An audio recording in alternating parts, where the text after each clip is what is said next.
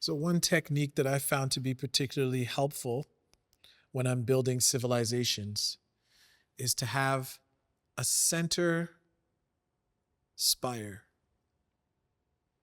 And we're trying to create a future civilization that is a utopian civilization.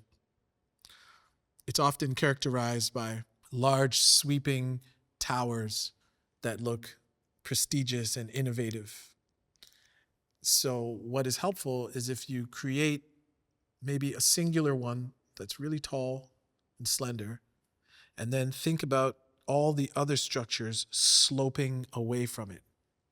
And then once it all kind of comes together, you'll have various little communities, regions, sections, neighborhoods that all kind of, they follow a similar pattern, but because we're all different in how we think and how we create, everything will be distinct.